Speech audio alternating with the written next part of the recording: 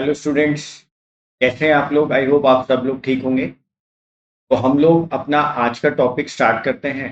आज का टॉपिक है introduction to accounting, class 11 chapter 1 से ही। Parties interested in accounting information. हमारी डेफिनेशन के अंदर जो पॉइंट था, सबसे लास्ट वाला पॉइंट जो हमने आपको कहा कि अकाउंटिंग कम्युनिकेट करता है, इंटरप्रेट करता है हमारी अकाउंटिंग के, हमारी बुक्स ऑफ अकाउंट्स के जो रिकॉर्ड्स मेंटेन किए जाते हैं उसके इंफॉर्मेशन को। तो वो कौन कौन सी पार्टीज होती हैं जो इंटरेस्टेड होती हैं? किस चीज में इंटरेस्टेड है? अकाउंटिंग इंफॉर्मेशन को देखने में, उसको जानने में इंटरेस्टेड होती हैं। तो यहां पर हम लोगों ने बेसिकली दो पार्ट करे हैं। हम इसको बाइफ्रिकेट करते हैं दो पार्ट में। एक हमारे पास होते हैं इंटरनल यूजर्स और एक हमारे पास होते हैं स्टूडेंट्स एक्सटर्नल यूजर्स। एक होते हैं इंटरनल यूजर्स और एक होते हैं एक्सटर्नल यूजर्स। तो इंटरनल यूजर्स में कौन कौन आते हैं? इंटरनल यूजर्स में आते हैं ऑनर्स। ये इंटरनल यूजर्स में आते हैं, देखो मैंने यहां पर आई लिख दिया। एक तो ऑनर्स आते हैं और सेकंड आते हैं मैनेजमेंट।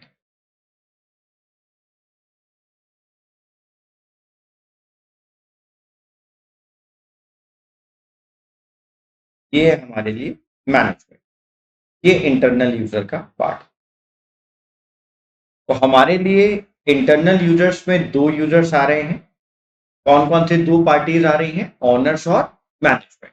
ठीक है, अब हम लोग आपको समझाते हैं कि ऑनर्स क्यों इंटरेस्टेड होते हैं अकाउंटिंग इंफॉर्मेशन को जानने में। आप समझो बच्चों, ऑनर्स अपना पैसा लगाते हैं बिजनेस में, इसको हम कैपिटल कहते हैं। वो रिस्क लेते हैं, काम करते हैं, मेहनत कर रहे हैं। तो ऑनर्स इस बात को जानने में इंटरेस्टेड होंगे कि उन्होंने जो पैसा बिजनेस के अंदर लगाया है, वो जितना रिस्क मार्केट में ले रहे हैं, क्या उसके बदले में उनको प्रॉफिट हो रहा है या उनको लॉस हो रहा है। तो ऑब्वियस सी बात है कि जो पर्सन अपना पैसा, अपना रिस्क मार्केट में लगाता है, वो इस बात को तो जरूर जानना चाहेगा, वो इस बात को तो जरूर देखना चाहेगा कि वो जो बिजनेस कर रहा है, उस बिजनेस के अंदर उसको प्रॉफिट हो रहा है या उसको लॉस हो रहा है। ठीक है, ऑनर्स मतलब मालिक, बिजनेसमैन जो बिजनेस कर रहे हैं। देखो जरा, the contribution of capital, capital कौन कॉन्ट्रीब्यूट करता है? Businessman, honours. In the business always involve risk. तो जो पैसा हम लोग मार्केट में लगा रहे हैं, जो कैपिटल हम लोग मार्केट में लगा रहे हैं, वहां पर हमेशा रिस्क होता ही है, रिस्क इन्वॉल्व होता ही है। तो obviously in view of risk assume the owner is very much interested. कि जितना ऑनर मार्केट में रिस्क लेता है, तो वो बिल्कुल उस चीज के अंदर बिल्कुल इंटरेस्टेड होगा, वेरी मच इंटरेस्टेड होगा। किस बात के अंदर? इन नोइंग, इस बात को जानने में, the amount of profit earn और loss incurred by the business, and so also about the assets and liabilities of the business. वो इस बात को जरूर जानना चाहेगा कि वो जो बिजनेस कर रहा है, उस बिजनेस के अंदर उसको प्रॉफिट हो रहा है, उस बिजनेस के अंदर उसको लॉस हो रहा है, और बिजनेस के अंदर उसके पास कितनी एसेट्स हैं, बिजनेस में उसकी कितनी लाइबिलिटीज हैं, उसकी देनदारियां कितनी हैं, उसको किस किस को पैसा देना है। तो ऑनर इन सब बातों को जानने में इंटरेस्टेड होता है। तो वो पहली पार्टी कौन सी है? पहला इंटरनल यूजर्स कौन सा है? ऑनर्स है बेटा। ऑनर्स जो पैसा मार्केट में लगाते हैं, जो रिस्क लेते हैं, वो कैपिटल और रिस्क को देखते हुए इस बात को जानना चाहते हैं कि जो हम बिजनेस कर रहे हैं, उस बिजनेस के अंदर उनको प्रॉफिट हो रहा है या उनको लॉस हो रहा है। क्लियर? आई होप यहां तक क्लियर होगा। अब मैनेजमेंट की बात करते हैं, सेकंड इंटरनल यूजर्स। ये सेकंड इंटरनल यूजर्स है। बेटे मैनेजमेंट फ्यूचर के लिए, फ्यूचर फोरकास्ट करते हुए बहुत सारे डिसीजंस लेती है। मैनेजमेंट के वो सारे डिसीजन हमारी अकाउंटिंग इंफॉर्मेशन पर ही बेस्ड होते हैं। फॉर एग्जाम्पल, मान लो मैनेजमेंट को एक मशीनरी बाहर से इंपोर्ट करनी, वो मशीनरी टोटल 50 लाख रुपीज की, तो 50 लाख रुपए का फंड्स अभी बिजनेस के पास अवेलेबल है या नहीं है, कब तक अवेलेबल हो जाएगा, इन सब बातों को देखने के बाद ही मैनेजमेंट इस बात को डिसाइड करेगी कि वो बाहर से उस मशीनरी को अभी इंपोर्ट करे, 15 दिन के बाद इंपोर्ट करे, 1 महीने के बाद इंपोर्ट करे। मतलब पहले अकाउंटिंग इंफॉर्मेशन से सारी जानकारियां ले ली जाएंगी, उसके बाद मैनेजमेंट एक वाइज और एक इंपॉर्टेंट डिसीजन लेगा। ठीक है, पढ़ के देखते हैं। Management have to take many decisions. Management या मैनेजर्स बहुत सारे डिसीजंस लेता है। बिजनेस के अंदर आपको डिसीजंस लेने पड़ते हैं, फ्यूचर फोरकास्ट होता है और आप उनको देखते हुए डिसीजंस लेते हैं। सच एज, एक हमने एग्जांपल लिया है, such as the determination of selling price, कि जो प्रोडक्ट आप मार्केट में बेच रहे हो उसका सेलिंग प्राइस डिटरमाइन करना है। How can the cost be reduce, आप अपने बिजनेस के अंदर प्रोडक्शन करते वक्त अपने प्रोडक्ट की कॉस्ट को कैसे रिड्यूस कर सकते हैं अगर कॉस्ट ज्यादा आ रही है तो। And how can the selling expense and other expense be control, और आप अपने बिजनेस के अंदर सेलिंग एक्सपेंस, एडवर्टाइजमेंट एक्सपेंस या और भी एक्सपेंस जो है उनको कैसे कंट्रोल कर सकते हैं। अब ये बहुत सारे डिसीजंस हो गए, हमने आपको एग्जांपल से बताया। तो इन सारे डिसीजंस को लेने से पहले मैनेजमेंट या मैनेजर्स बहुत सारी अकाउंटिंग इंफॉर्मेशन को चेक करेगा। आप देखो, प्रोडक्ट की कॉस्ट कौन बताएगा, कॉस्ट अकाउंटिंग, तो अकाउंट्स देखना पड़ेगा। सेलिंग एक्सपेंस कौन बताएगा, फाइनेंशियल अकाउंटिंग। अदर एक्सपेंस कौन बताएगा, फाइनेंशियल अकाउंटिंग। तो मैनेजमेंट जो भी डिसीजन लेगा बेटा, उस डिसीजन को लेने से पहले, उन सारे डिसीजन को अप्लाई करने से पहले, इंप्लीमेंट करने से पहले वो अकाउंटिंग इंफॉर्मेशन को जरूर चेक करेगा। क्लियर है बेटा? क्लियर, ठीक, आगे चलते हैं। तो इंटरनल यूजर्स के अंदर दो यूजर्स आ गए, जल्दी से लर्न कर लो, ऑनर्स और मैनेजमेंट। अब हम बात करते हैं एक्सटर्नल यूजर्स। एक्सटर्नल यूजर्स, सबसे पहले हमने लिखा इन्वेस्टर। देखो मैं यहां पर ई लिख रहा हूं, आपको याद रहेगा एक्सटर्नल यूजर्स की बात कर रहे हैं। इन्वेस्टर्स कौन होते हैं? इन्वेस्टर्स वो लोग हैं, वो पर्सन हैं जो बिजनेस के अंदर पैसा इन्वेस्ट करते हैं। किसी कंपनी के शेयर्स खरीद लेते हैं, अपना स्टॉक ले लेते हैं। तो जो इन्वेस्टर्स हैं, जब वो बिजनेस में पैसा इन्वेस्ट करेंगे तो पहले वो इस बात को जान लेंगे, अच्छे से समझ लेंगे कि वो जिस बिजनेस के अंदर, जिस कंपनी के अंदर पैसा इन्वेस्ट करने वाले हैं, क्या उस कंपनी की फाइनेंशियल पोजीशन स्ट्रांग है कि नहीं, क्या उस कंपनी को रेगुलर प्रॉफिट्स हो रहे हैं कि नहीं हो रहे हैं, क्या उसकी मार्केट में गुडविल अच्छी है कि नहीं है। तो ये सारी बातें हमें कौन बताता है? ये सारी बातें इन्वेस्टर्स को अकाउंटिंग इंफॉर्मेशन ही बताती है। इन्वेस्टमेंट इन्वॉल्व रिस्क, ऑब्वियस सी बात है, जब आप इन्वेस्टमेंट करेंगे तो वहां रिस्क होता है। देयरफॉर अ पर्सन, जो पर्सन इन्वेस्टमेंट कर रहा है, ये उसकी बात कर रहे हैं। Therefore a person who wish to become a partner in a firm, कि अगर कोई पार्टनर बनना चाहता है किसी पार्टनरशिप फर्म में, और बाय शेयर्स ऑफ कंपनी, और अगर किसी कंपनी के शेयर्स खरीदना चाहता है, और advance money to the firm या कंपनी, या किसी फर्म या कंपनी को कुछ पैसा एडवांस या लोन में देना चाहता है, इज ऑलवेज इंटरेस्टेड, वो हमेशा इस बात में इंटरेस्टेड रहेगा, इन नोइंग, इस बात को जानने के लिए कि how safe the investment already made is, कि वो जहां इन्वेस्टमेंट कर रहा है वो कितनी सेफ है। मतलब वो कंपनी या पार्टनरशिप फर्म या जहां वो पैसा इन्वेस्ट कर रहा है वहां पर उसकी रेपुटेशन क्या है, उसकी फाइनेंशियल साउंडनेस क्या है, and how safe and rewarding the proposed investment will be, जहां उसने पैसा लगा रखा है और जहां वो पैसा लगाना चाहता है वहां पर उसको क्या रिवॉर्ड मिलेगा एज अ डिविडेंड। वो जो प्रपोजल है, जो इन्वेस्ट करना चाहता है, जो प्रपोज इन्वेस्टमेंट वो लगाना चाहता है, वो कितनी सेफ है, वहां कितना उसको रिवॉर्ड मिल जाएगा, अभी जो उसने इन्वेस्टमेंट कर रखी है वो कितनी सेफ है। तो बेटे इन सारी फाइनेंशियल साउंडनेस को देखने के लिए, इन सारी बातों को देखने के लिए इन्वेस्टर्स अकाउंटिंग इंफॉर्मेशन को जरूर चेक करता। नेक्स्ट, क्रेडिटर्स, ये भी एक्सटर्नल यूजर्स होते हैं।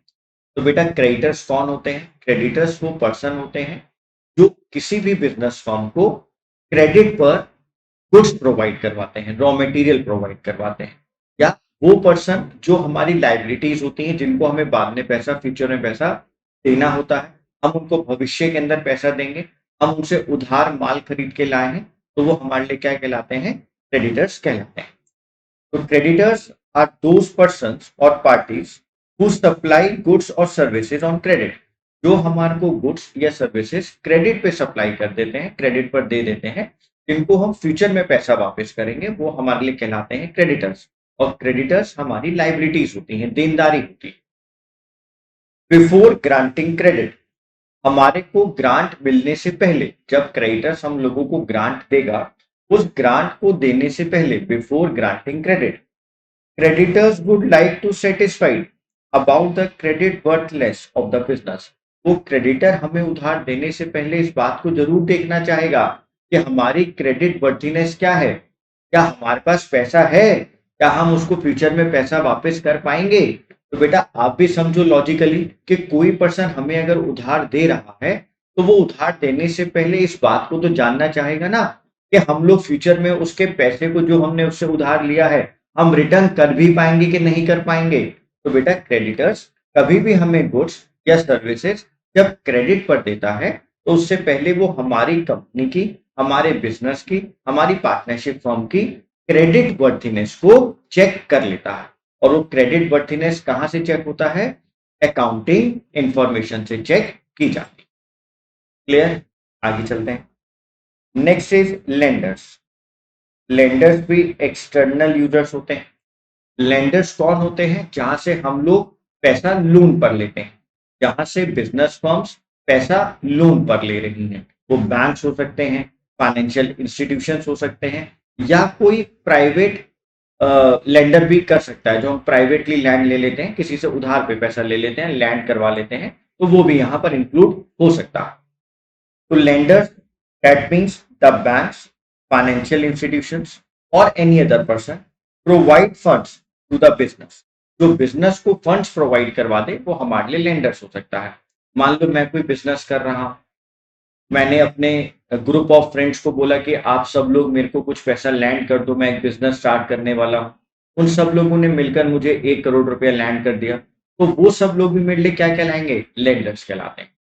तो अगर वो मुझे पैसा दे रहे हैं तो वो उससे पहले क्या देखेंगे बेटा? वो उससे पहले ये देखेंगे कि जिस बिजनेस के अंदर वो पैसा दे रहे हैं, जिस बिजनेसमैन को पैसा दे रहे हैं, जिस पर्सन को पैसा दे रहे हैं, क्या उसके बिजनेस के अंदर इतनी साउंडनेस है कि वो फ्यूचर के अंदर उस बिजनेस से प्रॉफिट कमा पाए, प्रॉफिट अर्न कर पाए और उनके पैसे को वापस कर पाए, विद इंटरेस्ट वापस कर पाए। क्योंकि लैंड करेंगे तो इंटरेस्ट तो लेंगे ही। अगर बैंक हमें कुछ पैसा देता है, फाइनेंशियल इंस्टीट्यूशंस हमें कुछ पैसा देते हैं, तो हमसे क्या डिमांड करते हैं? इंटरेस्ट की डिमांड करते हैं। तो क्या हम उनको इंटरेस्ट टाइम पर दे पाएंगे? क्या हम उनका प्रिंसिपल अमाउंट टाइम पर पे कर पाएंगे? तो वो पहले इन सब बातों को देखेगा और उसके बाद बैंक हमको क्या करेगा? पैसा लेंड करेगा। तो lender, the banks and financial institutions provide funds to the business. These funds may be provided at the time of setting up the business। जैसे मैंने अपना एग्जांपल लिया कि मैं कोई नया बिजनेस करना चाहता हूं, ऐसे ही अगर बिजनेस फर्म कोई नया बिजनेस सेटअप कर रही है तो उस वक्त हमें लोन की जरूरत होती है। और at the late stage for the expansion development, या फिर मैं अपने बिजनेस को एक्सपैंड कर रहा हूँ, ग्रो कर रहा हूँ, उसको और ब्रांचेस खोल रहा हूँ, उसको और डेवलप कर रहा हूँ, हमें तब पैसे की जरूरत होती है। तो लेंडर्स पे इंटरेस्टेड होते हैं हमारी अकाउंटिंग इंफॉर्मेशन को, फाइनेंशियल स्टेटमेंट्स को देखने। Next bit, next is government. Government भी एक्सटर्नल यूजर होती है। बेटे गवर्नमेंट इस बात को देखना चाहती है, गवर्नमेंट हमारी फाइनेंशियल स्टेटमेंट्स को चेक करना चाहती है इस बात को देखने के लिए कि हमने अपनी tax liability true and fair way में पे करी है या नहीं करी। तो जो गवर्नमेंट अथॉरिटीज होती हैं वो हमारी अकाउंटिंग इंफॉर्मेशन को ये देखती हैं कि साहब हमारे को जितने प्रॉफिट्स हुए थे हम उसके अकॉर्डिंग अपना टैक्स पे कर रहे हैं, हम अपनी टैक्स लाइबिलिटी उसके अकॉर्डिंग पे कर रहे हैं या नहीं कर रहे हैं। The government makes use of financial statements for complying national accounts. Besides ascertaining the tax liability of the business, timely deposit or statutory and other dues। हमारे और कोई ड्यूज हैं जो लीगल ड्यूज होते हैं, स्टेचुटरी ड्यूज होते हैं, government के ड्यूज होते हैं, वो हम लोग टाइमली डिपॉजिट कर रहे हैं नहीं कर रहे हैं, हम अपनी टैक्स लाइबिलिटीज को प्रॉपर मैनर में डिपॉजिट कर रहे हैं कि नहीं कर रहे हैं, और अकॉर्डिंग टू टाइम कर रहे हैं कि नहीं कर रहे हैं। तो इन सब बातों को देखने के लिए गवर्नमेंट भी इंटरेस्टेड होती है हमारी फाइनेंशियल स्टेटमेंट्स को चेक करने।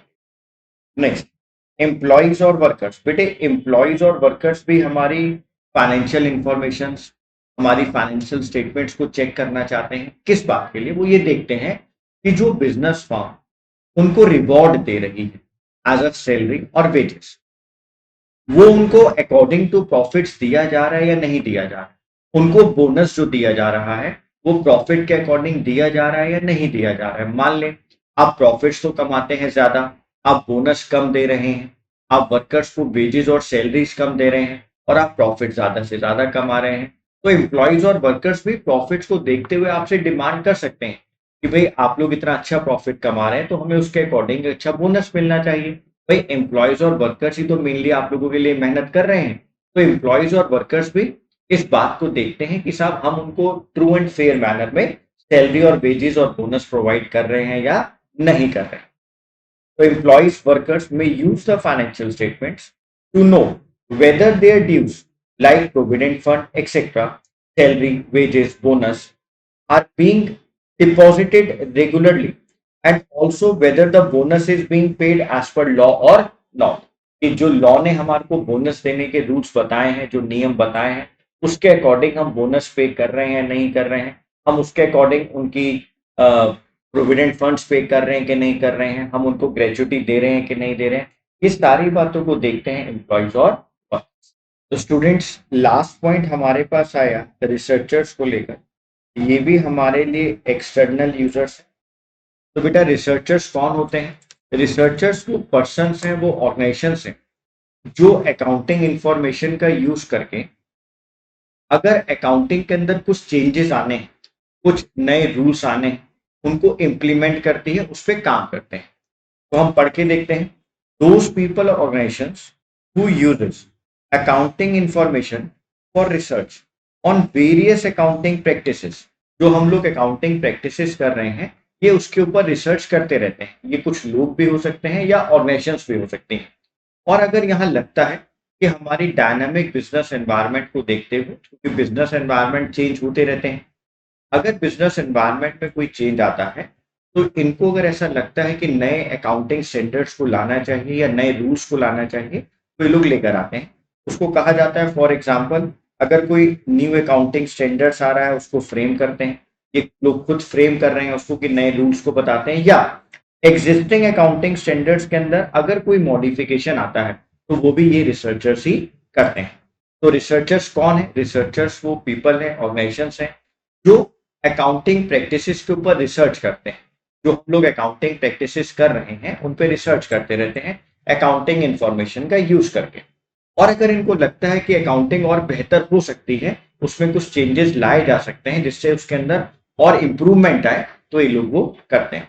तो पढ़ें, last but not the least, the financial statements are of immense use of the researchers also undertaking research in the topical areas like accounting theory, business affairs and practices। Clear है बात? तो ये important topic था आप लोगों के लिए। आप इस टॉपिक को अच्छे से पढ़ें, एग्जाम में आने के बहुत ज्यादा चांसेस होते हैं। तो नेक्स्ट वीडियो में नेक्स्ट टॉपिक के साथ मिलता हूं। ठीक है, जब तक के लिए बाय स्टूडेंट्स।